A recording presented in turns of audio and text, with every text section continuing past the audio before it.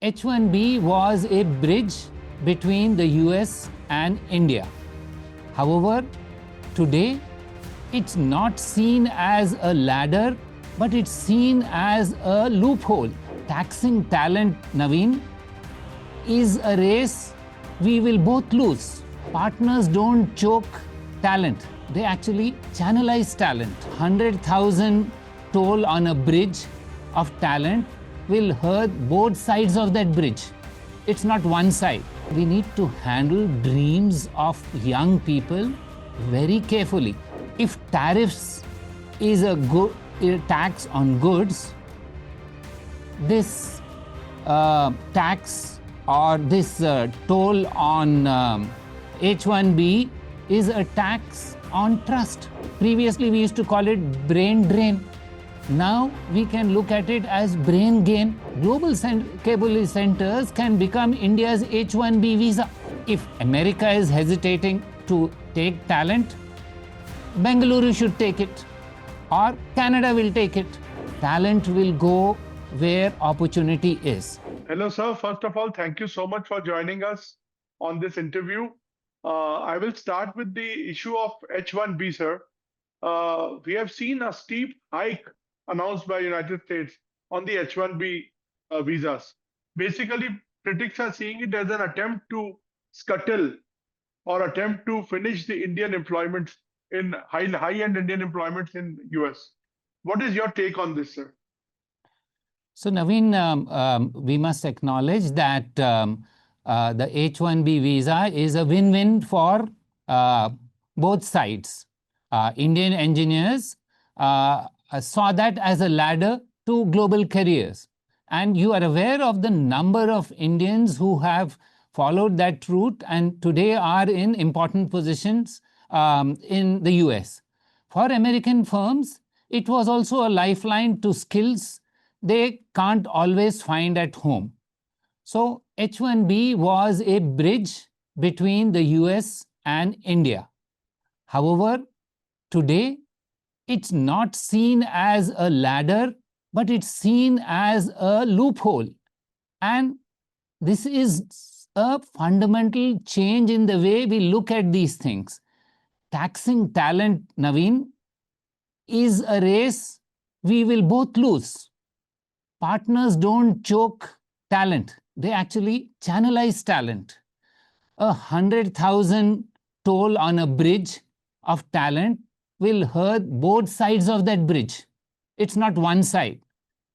And, public goodwill is a perishable.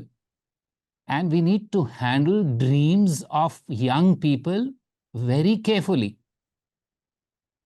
If tariffs is a tax on goods, this tax or this toll on H1B is a tax on trust.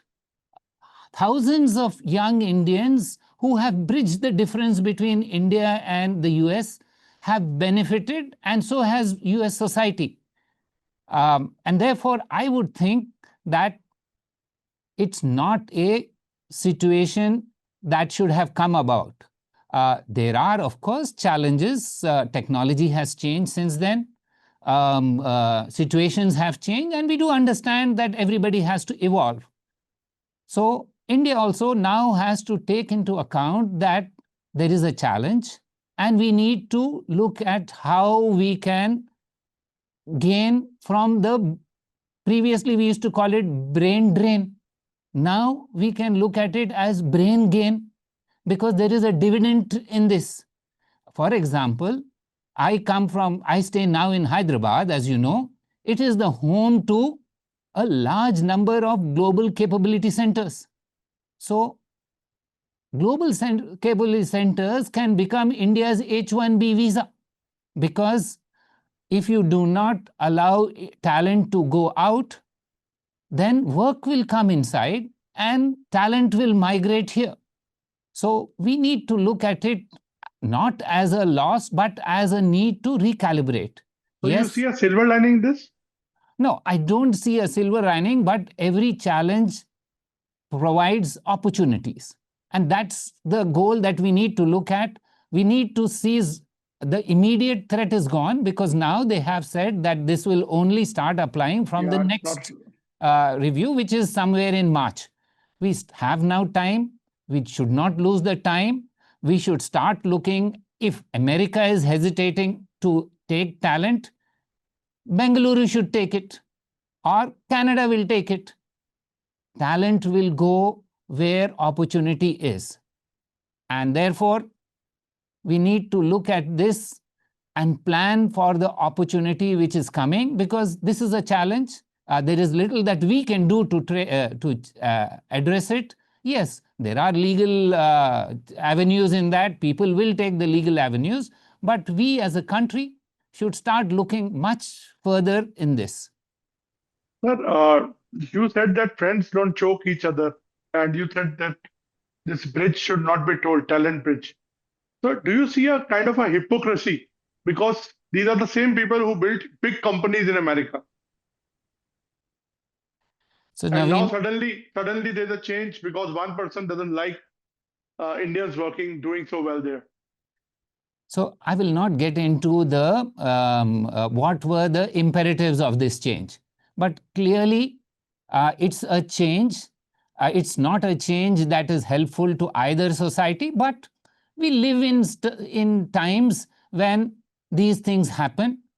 We have to take it in our stride, and we can address it in the manner that we can best do. There are in the US people who will address it through litigation. They will address it through working through tech companies. This is their path. Our path is to address it differently by strengthening ourselves. And I would suggest that's the way to go about strengthening ourselves, welcoming our people back home if they have to come, providing more opportunities inside for those who cannot go outside. So there are multiple ways in which we can try and negotiate these challenges that it has thrown. You think the global capability centers can play a role now?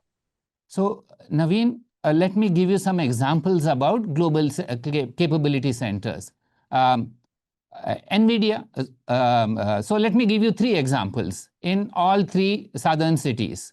So in Hyderabad, Novartis has a huge capability center where they are doing pharma top of the line clinical tests. GE has a capability GCC for GE in Bangalore for a long time. Airbus has now in Bangalore again for at least a year or 2 years.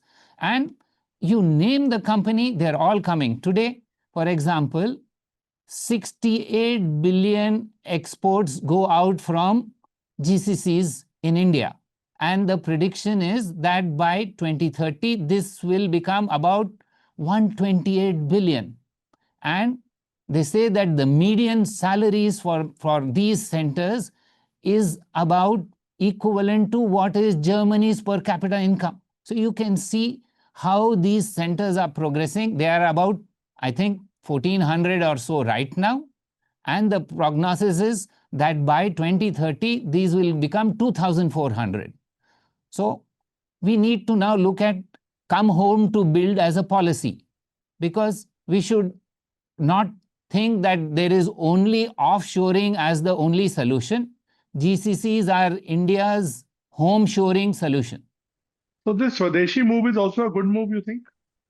So GCCs need not be Swadeshi. They are companies which are working globally. So it is global and local combined. So we need to understand that India has to plug into global value chains, global capability centers, but talent is our own.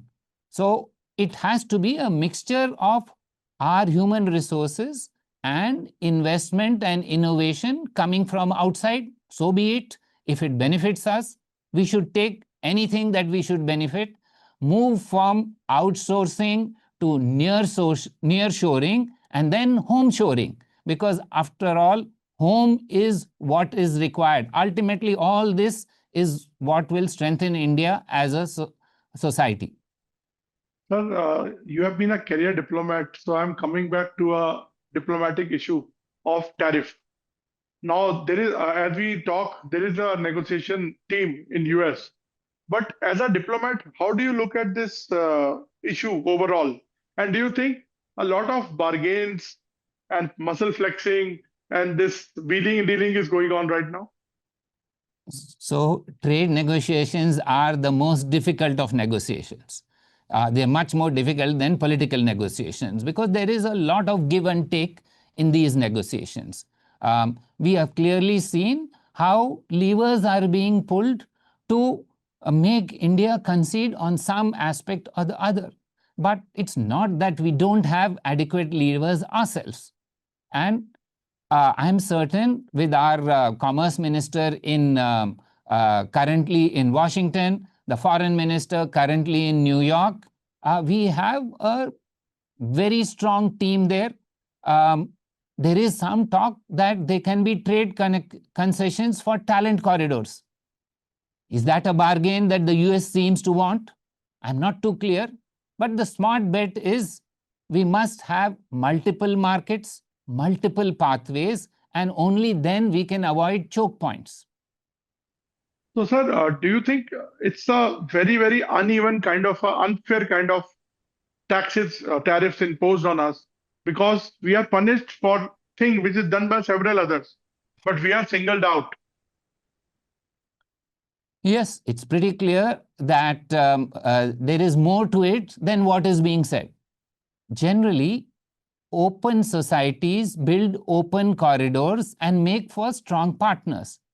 Here, we are seeing a difference in what is conventional wisdom. Obviously, there are some reasons, and we need to get to the nub of those reasons rather than it's not purely a trade negotiation anymore. It's a negotiation which is engaging political issues.